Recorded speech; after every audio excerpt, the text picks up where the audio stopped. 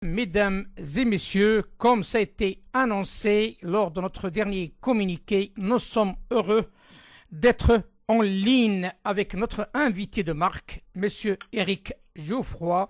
Bonjour, monsieur. Bonjour. Bienvenue dans l'émission Arc-en-Ciel sur Radio Pluriel. Et comme certainement vous avez entendu parler, nous traitons un dossier de taille, le dossier de l'islam de France depuis un certain temps. Et nous donnons la parole à tout le monde d'une manière transversale afin que l'opinion publique qui était quelque part éloignée de la réalité de ce dossier puisse comprendre l'enjeu et les gens qui peuvent être intéressants pour sa gestion et surtout pour sortir de cette crise de l'islam qui se trouve où se trouvent les musulmans victimes et aussi coupables. Et cet amalgame crée vraiment un climat très lourd à supporter pour exercer sa foi ici en France. Il faut préciser que M. Éric Geoffroy, expert dans la pensée et la spiritualité islamique, il enseigne l'islamologie à l'Université de Strasbourg et dans d'autres centres, notamment l'Université catholique de Louvain. Spécialiste du soufisme, il travaille aussi sur les enjeux de la spiritualité dans le monde contemporain, la mondialisation, l'écologie et les membres de plusieurs groupes de recherche internationaux tels que Calam, Research et Media, KRM, et intervient comme conseiller scientifique et éditorial sur l'islam, Fondapol, les cahiers de l'islam, religion Aden, et il est aussi chroniqueur dans la revue El Tria et écrit régulièrement dans le monde des religions. Ma première question, si vous le permettez, Monsieur Éric Geoffroy, quel bilan vous pouvez faire sur l'islam de France d'une manière rapide, si vous le permettez? Bon, écoutez, je crois que, voilà, moi j'étais, disons, d'un point de vue institutionnel, disons, donc un petit peu extérieur, j'étais impliqué dans la formation du CFCM, donc du Conseil français du culte musulman, parce que j'étais membre de Al-Istishara, la consultation qui avait été mise en place par M. Chevènement lorsqu'il était ministre de l'Intérieur. Moi, je suis arrivé en 2001, 2002, et puis le CFCM a été créé en 2003. Ah, c'est vrai qu'on plaçait beaucoup d'espoir sur cette institution naissante. Alors bien sûr que nous avons été nombreux à être déçus parce que le fait est que c'était quelque chose qui était très institutionnel, qui ne répondait pas aux besoins, je dirais, existentiels des musulmans, mais c'était une reconnaissance formelle de la présence de l'islam en France. Bon, je commence par les choses un petit peu extérieures, je dirais. Bon, le CM est toujours en recomposition et en reconstruction, mais voilà. Par ailleurs, il y a deux institutions. Là, je suis membre du conseil d'orientation de la Fondation de l'Islam de France, qui est présidée actuellement par Jean-Pierre Chevènement. Bon, où là, l'intérêt, c'est que c'est une fondation qui a quand même des fonds financiers et qui peut donc financer des dossiers précis, tels que la formation des imams, tels que la réouverture, enfin disons la revitalisation de postes en islamologie académique, chose qui avait été quand même, l'islamologie classicisante, enfin, disons que connaître les textes des penseurs et des savants musulmans anciens ou bien modernes, mais tout ça avait été bien estompé. Voilà, donc on y revient. Donc je dirais qu'il y a des avancées. Alors, je sais bien qu'il y a un climat dans lequel beaucoup de musulmans se sentent pris dans un étau, c'est-à-dire entre l'islamophobie supposée ou bien réelle en France et en Europe, d'une part, et puis évidemment tous ces gens qui nient et qui travestissent l'islam, Daesh et compagnie. Et donc il y a souvent l'expression donc d'un malaise, et qui peut tout à fait se comprendre. Moi, j'essaie de voir ce qui progresse, ce qui avance. Déjà dans le paysage français, on voit déjà que d'une part il y a des mosquées de plus en plus visibles, de plus en plus nombreuses. Moi, j'habite à Strasbourg et maintenant il y a plusieurs vraies mosquées tout à fait visibles. bon, ces extrêmes, c'est comme des choses qui sont acquises, mais évidemment, il faut bien voir que l'islam étant de plus en plus visible, que ce soit au niveau architectural comme au niveau d'autres formes de manifestation, c'est sûr qu'il y a une réactivité d'un certain public français, qui veut se protéger, qui cherche à protéger sa soi-disant en fait identité, qui en fait est déjà mixte et multiple depuis longtemps. Mais bon, d'où le populisme en Europe.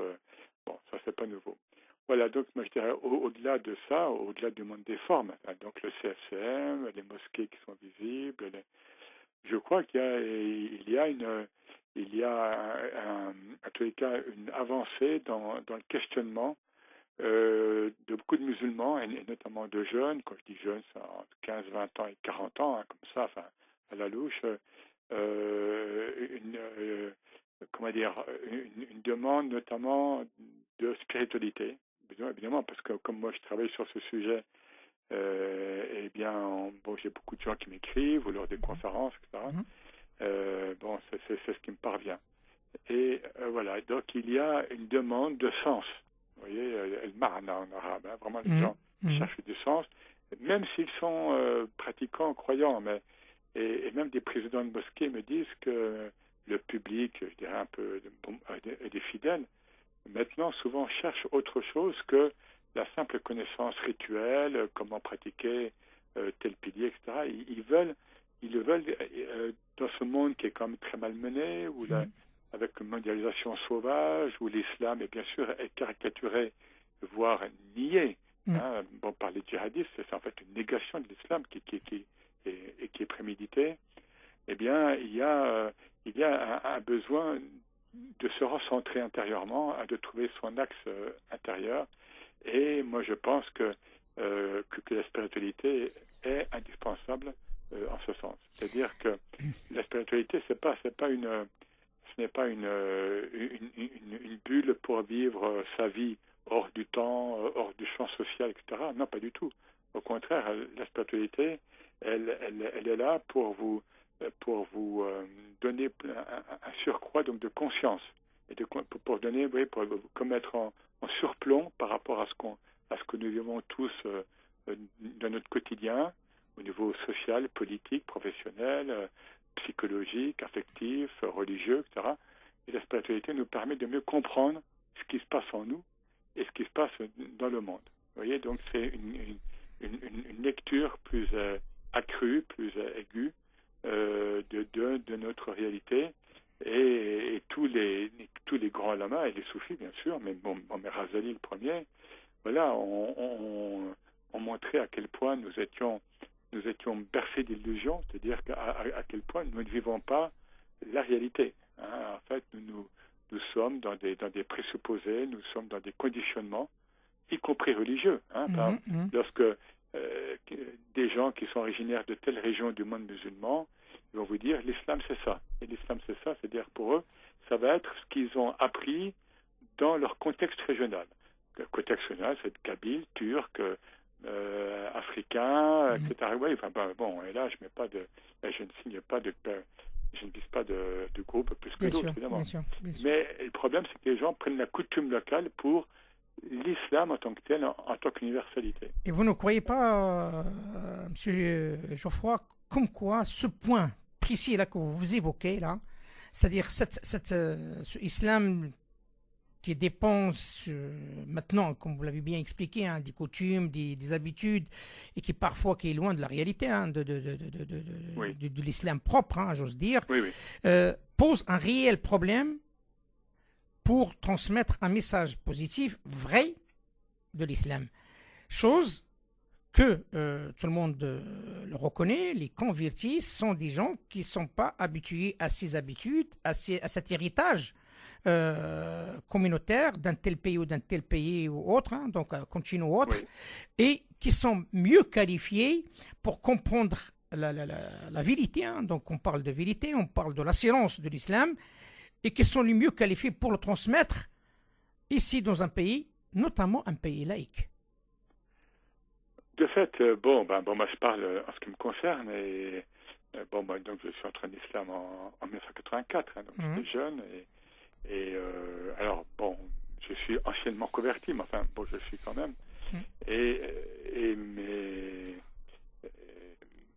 de fait, spirituellement et religieusement, je suis donc musulman, mais culturellement, je reste occidental, évidemment. Justement, c'est là. Bien sûr. Et de ce fait-là, il me semble que, en tous les cas, moi, j'ai le fait de ne pas être d'origine d'un pays dit musulman, bien que j'ai vécu dans beaucoup de pays arabes, hein, bien sûr.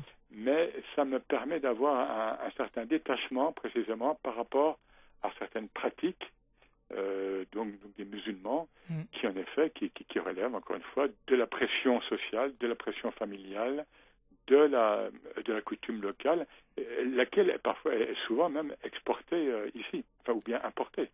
Hein, Est-ce que selon vous, ce n'est pas ça le problème ici en France? Voilà, bien sûr que non, bien sûr que non. Donc, le fait est que, moi, je me suis senti plus à même, en tous les cas, d'être ouvert à cette universalité de l'islam, bien compris. Et oui, bien sûr que je dois remarquer et puis avouer que trop souvent, le vécu des musulmans en France est marqué soit par des appartenances nationales, voire ethniques, ou bien nationalistes, hein, donc c'est-à-dire avec l'influence, bien sûr, de certains pays sur le sol français, et par des habitudes qui sont normales, je veux dire. Mais le problème, c'est quand ces habitudes, ou encore une fois, quand ces coutumes, sont mises au nom de l'islam, ou sur le dos de l'islam. Ça, c'est un gros problème. Et donc, là, il faut vraiment revenir aux fondamentaux. Il faut revenir à cet universalisme que contient le Coran, que contient la parole du prophète, et rappeler que c'est comme ça que l'islam s'est répandu très vite, hein, en quelques décennies, hein, donc de l'Espagne à l'ouest, à l'Inde et la Chine à l'est. C'est pas par les quelques batailles qu'il y a eu, c'est insignifiant, on le sait très bien en histoire. C'est parce que ces premières générations donc de musulmans étaient d'une audace, d'une ouverture à tout ce qui pouvait enrichir leur vécu, leur vie de nouveaux croyants, parce que l'islam était nouveau. Hein. C'était des nouveaux croyants qui en même temps avaient conscience d'arriver en fin de cycle, c'est-à-dire après d'autres religions. Hein, justement, M. Geoffroy, je vais essayer de développer ça avec vous, si vous le permettez, parce que c'est un sujet d'actualité et qui interpelle beaucoup de Français aussi. Parce que, mis à part les musulmans, parce qu'on est en France, donc on doit répondre aussi, on doit rassurer les autres. Ça, c'est important. C'est que les Français demandent de l'assurance et comprennent rien par rapport à des coutumes venant d'un pays ou d'un autre. Et comme vous le savez, ici en France, il y a multiples d'origine, hein, des musulmans de France, africains, asiatiques, même européens et d'autres.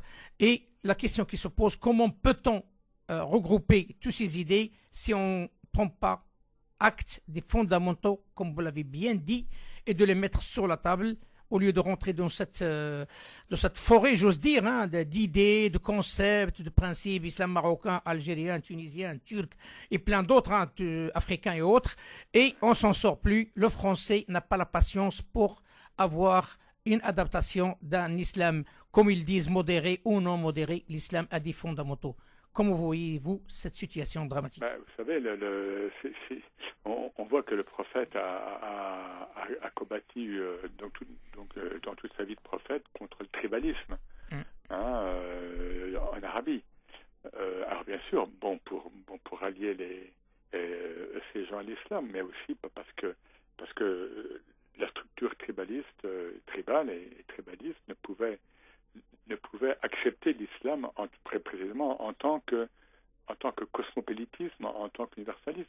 Il faut comme bien se rappeler qu'on est en Arabie au 7e siècle et parmi les premiers compagnons du prophète, on a quoi? On a Bilal, un esclave noir, donc africain. On a Salman de Perse, on a Souhaib qui vient de Byzance. Donc c'est le cosmopolitisme, c'est-à-dire c'est l'universel. Et ça n'est pas plu, bien sûr, du tout à cette aristocratie mécoise, bien sûr, parce que qui était très ethnique, très raciste, bien sûr, et qui tirait profit du pèlerinage donc de l'époque à la Mecque, etc. Alors si je dis ça, c'est parce que de fait, les particularismes et les nationalismes qui sont donc originaires donc, de certains pays dits musulmans et qui s'expriment en France même, eh bien, nuisent précisément à une compréhension apaisée et ouverte donc de l'islam, aussi bien chez les musulmans que chez les non-musulmans, bien sûr. Alors, les médias, évidemment, on peut se dire, mais il faudrait que les médias privilégient davantage ce type de paroles. Certains le font. Bon, là, je viens d'écrire pour le monde des religions, justement, un peu sur ce sujet. Et puis, suite à l'attentat contre la mosquée dite soufie, donc dans le Sinaï, voilà, j'ai eu presque tous les magazines, Le Point, l'Express, Nouvel Obs, voilà, qui se posent des questions. Donc, il faut pas non plus attaquer les médias français de manière un peu globale, surtout la presse écrite. Elle essaye de voir clair, hein, et aussi la radio, bien sûr, davantage que la télé qui est plus sur le vif comme ça. Donc tout ça pour dire que tout le monde cherche des solutions. Je pense que tout le monde cherche des solutions. Je pense que tout le monde est bien conscient qu'il y a des enjeux importants donc au niveau de la paix, la paix dans le monde, la paix entre l'islam et les autres composantes de la religion française, enfin plutôt entre les musulmans et les autres composantes, et qu'il ne faut pas attendre les catastrophes pour réparer. Hein. Lorsque le prêtre catholique avait été donc tué en Normandie, ça avait suscité un très bel élan de la part donc des musulmans auprès des chrétiens locaux. Mais il ne faut pas attendre qu'il y ait un prêtre assassiné pour qu'il y ait ces solidarités interreligieuses et interhumaines, tout simplement. Et je crois que ça se fait en même temps. Il y a beaucoup d'initiatives, de choses qui se font, mais c'est vrai que ça n'est pas assez relayé. Et dans un monde où la com, comme on dit, en fait, où la communication compte beaucoup, je crois en effet qu'il faudra encore davantage relayer, puisque maintenant c'est un élément qui a un poids incroyable dans notre société, dans nos sociétés, donc la com, comme on dit. Parce qu'il y a vraiment de très belles initiatives, ici et là. Et moi, je le vois encore une fois à mon petit niveau, par les mails que je reçois. Puis nous avons créé une fondation qui s'appelle la Fondation Conscience Soufie, pour répondre à tous ces musulmans qui sont en quête spirituelle. Et il y a aussi des non-musulmans, des gens qui sont dans une société post-chrétienne, comme on dit, et qui cherchent une voie spirituelle. Et voilà. Et donc, je vois tous ces questionnements qu'il y a. Et ces gens-là, souvent, ne veulent pas rentrer dans une confrérie soufie, à tort et à raison, ou bien à tort et à raison, je ne sais pas comment dire. Et voilà, donc il faut qu'il y ait des passerelles, il faut qu'il y ait des institutions, des associations, des lieux, des personnes qui puissent justement être dans ce réseau d'interrogation et qui dépassent, à vrai dire, l'appartenance à telle ou telle religion, parce que maintenant nous sommes tous embarqués dans le même bateau qui est de plus en plus petit. La Terre est de plus en plus petite, de plus en plus polluée, de plus en plus...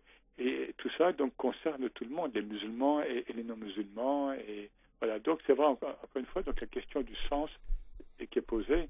Moi, je dis souvent que, en parlant donc de ces jeunes, et notamment donc de ces jeunes filles qui sont parties des fois à 15 ans en Syrie, en Irak, chez Daesh, c'est parce que tous ces gens, tous ces jeunes cherchaient du sens.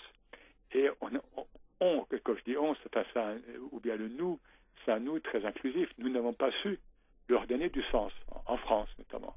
Justement, M. Éric Jouffroy, la question qui se pose, elle est là. C'est que simplement on parle de donner du sens et on oublie comme quoi on est dans un pays laïque où la religion n'a pas sa place. Il a sa place comme les autres religions, mais sans l'implication de l'État. Et pour donner du sens, on a besoin de moyens, on a besoin d'un cadre, on a besoin de personnes qualifiées. Jusqu'à maintenant, on vit des problèmes divers. Parmi les problèmes divers qui marquent tout le monde, l'implication de l'étranger dans ce islam. de France. Une implication énorme. Chacun, comme on dit en arabe, chacun il riblera, chacun il dit moi je suis le meilleur.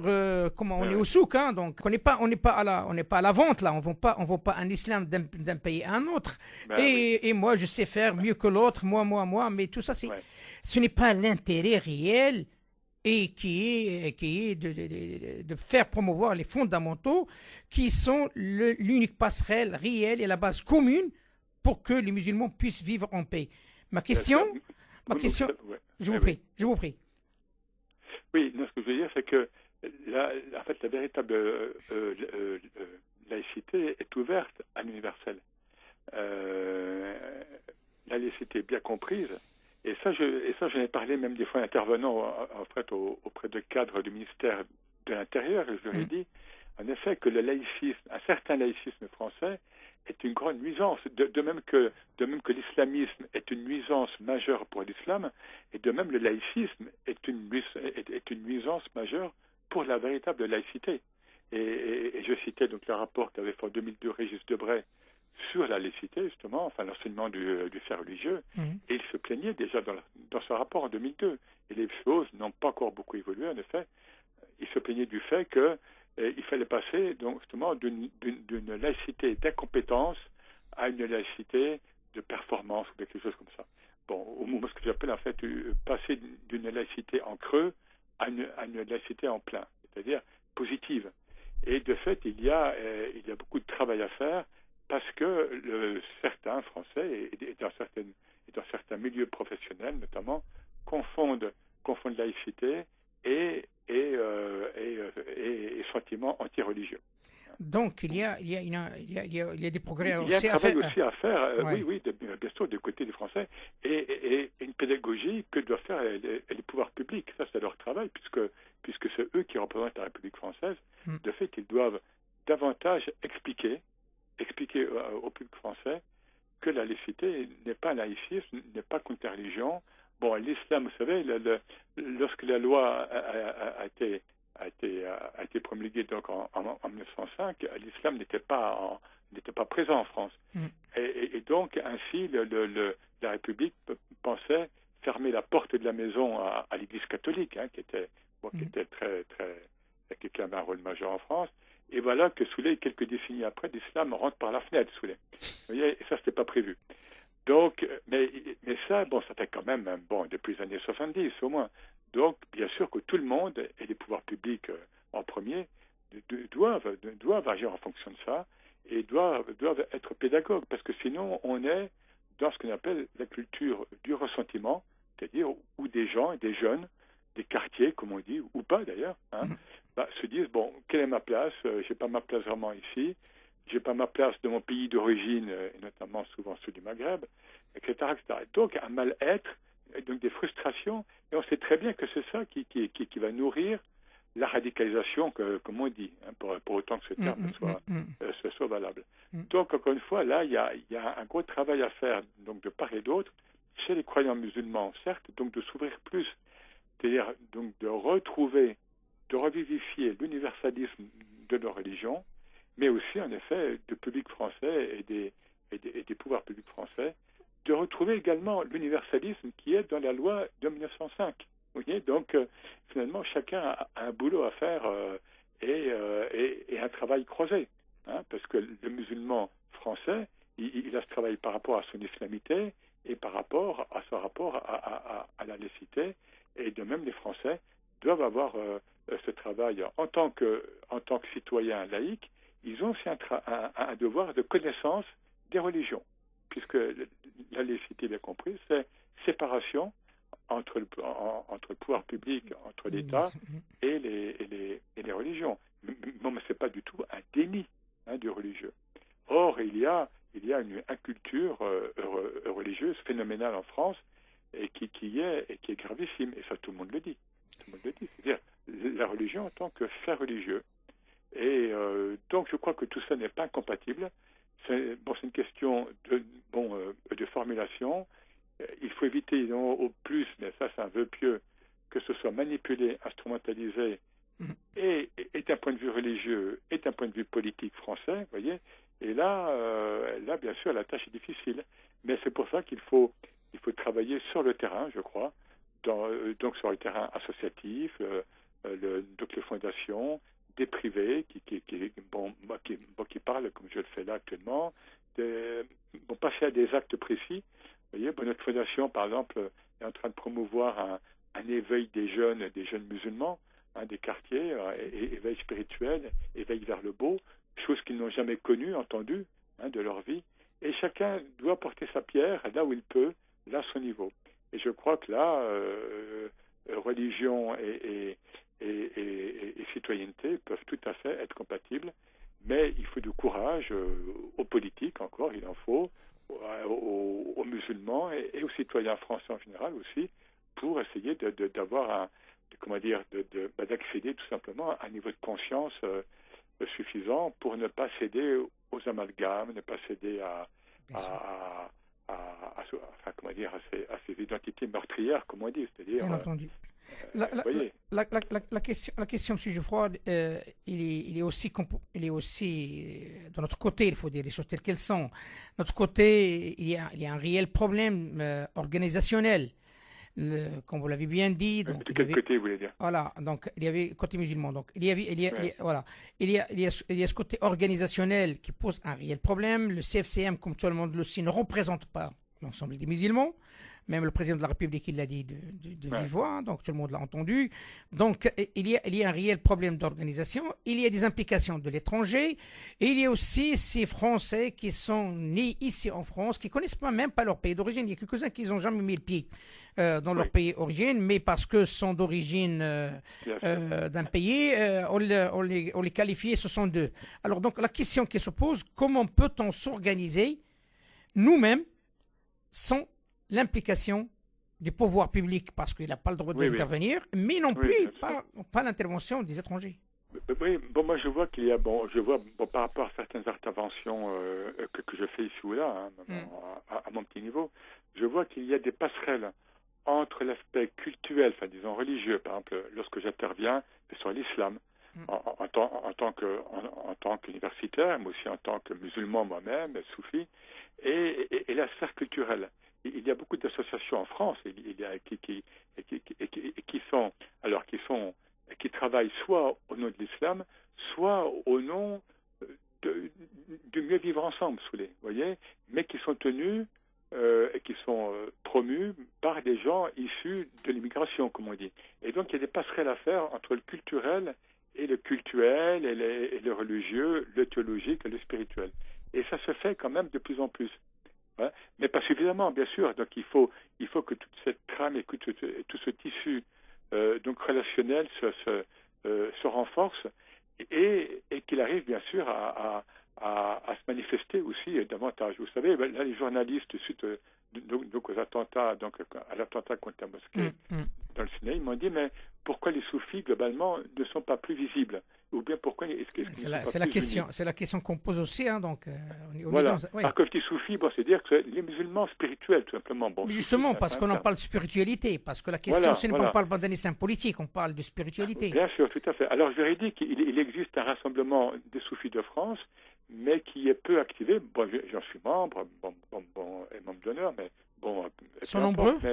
Mais par contre, il y a quasiment pas d'activité. Alors, nous, on a essayé, avec la fondation donc Caution Soufi, en particulier, d'agir de manière plus globale et d'avoir des éléments concrets. Par exemple, je vous donne un exemple parmi d'autres. Nous organisons, c'est nouveau, parce que la fondation est récente, mais nous organisons un stage de langue arabe annuel à visée spirituelle. C'est-à-dire que les gens qui viennent sont des gens qui sont souvent donc d'origine arabe, mais qui n'ont pas accès à l'arabe. Nous avons même eu un chef d'entreprise marocain qui venait du Maroc et d'autres gens qui venaient donc d'Europe, de France, de Belgique. Et ces gens-là, donc, ils sont musulmans en général, mais ils n'ont pas accès à la langue de leur religion. Et donc, d'emblée, c'est donc une méthode que nous avons mis au point pour que ces gens-là puissent goûter rapidement à la spiritualité donc de leur religion. Et pas uniquement donc, à l'aspect normatif. Parce que beaucoup de centres donc islamiques privés enseignent avant tout les normes. je pense que les gens doivent goûter. C'est un terme spirituel, c'est un terme soufi. Les gens doivent goûter la religion. Sinon, la religion n'est qu'un ensemble de prescriptions et d'interdits. Et ça, les gens, actuellement, devant cette crise du sens dont je parlais avant, les gens ne s'en satisfont plus. Même les fidèles, lambda, musulmans ou autres, ils cherchent quelque chose de plus. Pourquoi? Voilà, quel est vraiment le sens et l'essence donc de l'islam, et comment je peux me positionner en tant que citoyen français, mais dans un monde complètement mondialisé. Eh bien, on ne peut le faire qu'en redécouvrant, encore une fois, cet universalisme de l'islam, et cet universalisme, la spiritualité aide beaucoup à le redécouvrir, encore une fois, parce qu'elle donne du surplomb, c'est-à-dire elle donne de la hauteur par rapport à tous ces débats et toutes ces idéologies en fait horizontales, voyez, qui sont stériles, La place de la fondation de l'islam, est-ce qu'il peut jouer un rôle là-dessus là? Écoutez, nous avons encore une réunion mardi, là, donc après-demain. Il y a des bonnes volontés. Bon, je peux vous dire que M. Chevènement est vraiment, fait ce qu'il peut. Il y a plusieurs dossiers, il y a plusieurs groupes de travail actifs. Et comme je le disais, l'intérêt, c'est que c'est une fondation qui a quand même des moyens financiers, pas énormes. Enfin, elle peut financer des choses. Par exemple, elle a déjà financé, subventionné des scouts musulmans de France qui font un travail extraordinaire donc au niveau des jeunes. Et d'ailleurs, les scouts musulmans de France ont été créés par le Cheikh Bentounès, qui est donc un cheikh soufi. Donc, je veux dire, comme quoi le soufisme s'implique dans la sphère sociale, parce que certains musulmans croient que c'est pas le cas. Voilà, donc oui, c'est cette fondation. Bon, elle est jeune aussi, elle travaille donc depuis l'an passé, et je crois que là, encore une fois, il y a des groupes de travail qui sont en piste. Il y a des gens qui sont à l'œuvre donc dans chaque groupe, et il y a des moyens, limités, mais il y a des moyens financiers. Et je pense que dès l'année qui vient, déjà, on aura des choses concrètes. Il y a un comité d'orientation qui est donc composé de 30 personnes issues de la société civile avec une parité homme-femme. Donc il y a des intellectuels, il y a des imams, il y a comme Tarek Kobrou, il y a des femmes qui sont dans l'associatif, ou bien des femmes qui sont aussi qui écrivent, enfin qui sont sur le terrain. Voilà, donc il y a toute cette représentation. Il est encore trop tôt pour dire ce qui va en sortir, mais disons, moi j'ai bon espoir quand même que. Justement, la question qui se pose, parce qu'avant vous, là, il y avait le passage de M. Kuibesh, le passage de M. Ogra aussi, donc ils sont passés ici, mais je ne vous cache pas la vérité, ils ne sont pas très chauds par rapport à cette fondation.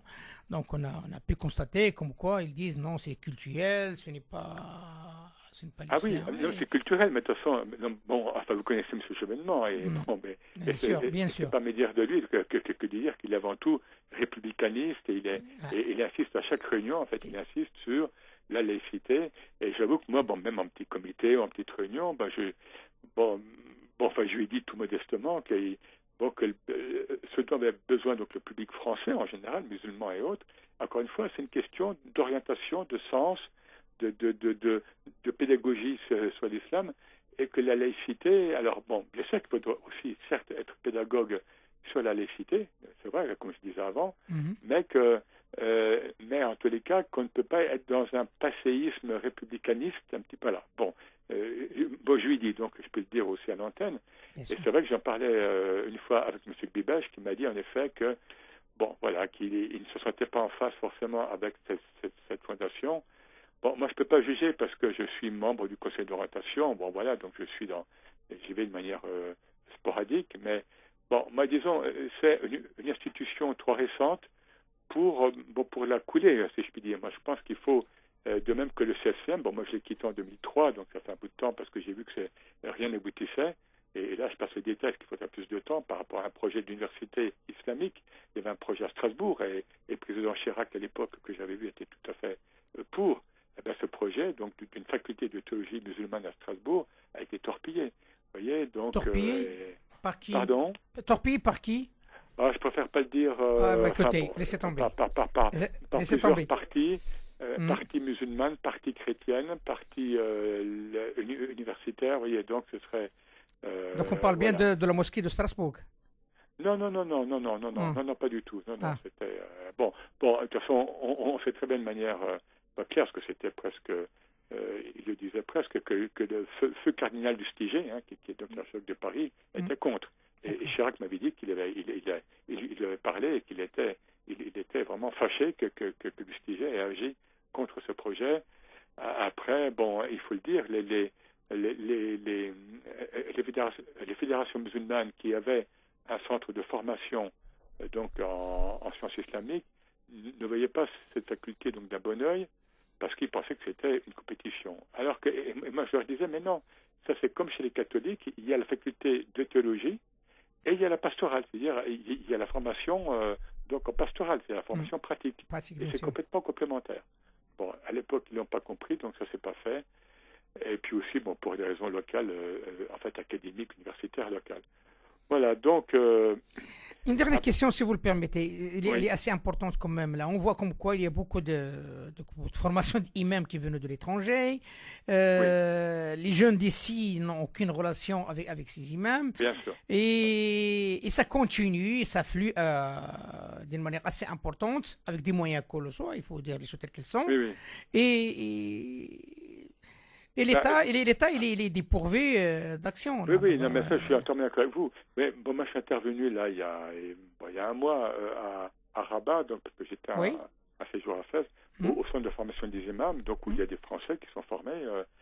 Bon, très bien, mais puis c'est vrai que le Maroc a une politique islamique assez avisée, etc. Mais bien, bon, mais c'est évident qu'il faut former, il faut former les candidats à l'imama comme des figures cadres religieux, mais aussi former tous les musulmans qui veulent être formés de manière plus large en France, évidemment. Évidemment, bien sûr, parce que c'est quand même, on sait très bien dans l'histoire de l'islam que chaque pays donc devenu musulman, bon, de manière majoritaire ou pas, a appris comment dire, l'islam a pris une teinte particulière dans chaque pays en fait où il pénétrait. Hein, bon, l'islam des Balkans n'est pas l'islam africain, n'est pas l'islam indonésien où j'étais il y a 10 ans, et c'est vraiment autre chose, n'est pas d'islam, etc., etc. Et de fait, l'islam français, européen, a une touche, a une couleur, enfin, a des couleurs qui commencent à être, même si bien sûr il y a une influence maghrébine, bien sûr, qui est logiquement importante, mais il y a les Turcs, il y a les Africains, il y a les convertis, et puis surtout, c'est un vivre ensemble qui est avant tout français, européen, et qu'il faut, et il faut en tenir compte. Et bien sûr que moi, je suis, bon, je ne suis pas contre le fait qu'il y ait des centres de formation à l'étranger, et notamment au Maghreb, parce qu'il y a quand même un lien culturel, clair et évident. Oui, avec une partie des musulmans de France. Donc, il faut Voilà. pas. Ouais, Mais bien sûr que si on veut vraiment avoir des imams, notamment en phase avec la société française, bien sûr qu'il faut il faut des centres de formation en France. Vous Évidemment. ne croyez pas, monsieur Jouffroy, comme quoi simplement c'est un faux problème cette histoire de imama. Je vous explique comment. Et après, vous me dites ce que vous en pensez, s'il vous plaît. L'histoire de l'imama, oui, certes, c'est bien d'avoir des imams, mais tout le monde, les musulmans de nom, hein, parce qu'il y a des musulmans qui n'y vont pas à la mosquée, qui vivent, hein, donc qui pratiquent pas, hein, il y en a d'autres qui pratiquent pas, qui sont des musulmans. Qu'est-ce qu'il peut faire un imam du moment que la personne n'y va pas déjà à la mosquée, au lieu de parler d'un projet d'intégration de l'islam sur un plan universel? Écoutez, moi je peux vous dire, ça fait des années que je dis, puis je l'ai dit encore récemment, qu'en effet, la formation des imams, pour moi, c'est pas un faux problème, parce que c'est un problème quand même, mais c'est un problème par le bout de la lorgnette, si vous voulez. C'est-à-dire que, pour moi, j'ai toujours dit, même que j'étais au CFCM, j'étais un petit peu chargé de ce dossier de formation universitaire, il faut former tout le public musulman, et nos musulmans, bien sûr, qui le souhaitent, à une culture donc religieuse de l'islam, adaptée au climat français, et voilà, et donc et sortir de cette question d'imam. On tend en France à cléricaliser les imams, c'est-à-dire en faire des prêtres musulmans, et pour mieux les contrôler. Bon, ça j'entends bien, et tous les politiques l'ont fait partout. Mais un imam en islam n'est pas un prêtre. Je veux dire, chacun en islam est imam. pour lui-même déjà. Bien sûr. Chacun et chacune. Bien sûr. Et ça, je le dis. On peut partout. être même chez lui avec une prière, avec sa famille, voilà. Bien sûr. Bien entendu. Voilà, Bien entendu. donc il ne faut pas cléricaliser les c'est-à-dire en faire un clergé. Ça, c'est un gros souci, enfin, pour moi, et ça, je le dis un peu partout. Donc, alors, il y a des imams, et donc il faut que ces gens-là aient une carrière professionnelle aussi digne, parce que c'est ce que me disaient certains observateurs, hein, c'est qu'en fait, il n'y a pas tellement de candidats à l'imama. Pourquoi? Parce qu'au niveau professionnel, financier, c'est pas, bon voilà, c'est pas encore. Donc, il y a une commission, il y a un groupe de travail au sein de la Fondation de l'Islam de France qui travaille à ça. Bon, et ça, c'est bien. Mais j'ai toujours dit qu'il fallait ouvrir la formation à l'islam, bien sûr, à des publics professionnels, journalistes. Des orientalistes, comme ils disent. Donc, oui, il y a un manque d'intellectuels. Il me reste 1 minute avant la fin de cette émission. C'est vraiment un plaisir d'échanger avec vous, M. Éric Geoffroy, parce qu'on a appris beaucoup de choses. Et j'espère bien que les convertis puissent être actifs d'une manière plus visible sur ce dossier de l'islam. Parce qu'avec vous, on est sûr et certain déjà, il n'y a pas de coutume, il n'y a pas d'héritage qui peut être néfaste pour la religion, mais au moins il y a aussi cette possibilité, vous atouts, autant que Français, autant que républicains, permettre de faire passer le message d'une manière moins brutale ou moins suspect auprès de la société française. Donc, je vous dis à très bientôt. Je serai heureux si un jour on aura l'occasion de redémarrer une deuxième émission parce qu'il y a beaucoup de choses à savoir sur le soufisme. On n'a pas eu le temps pour en parler. Et j'aimerais bien que vous acceptiez notre invitation à notre jour. Et je vous tiens à vous remercier infiniment par rapport à cette acceptation, surtout un dimanche. Merci à vous. Merci à vous, monsieur. Bonne soirée. Au revoir. Mesdames et messieurs, au revoir. À la semaine prochaine.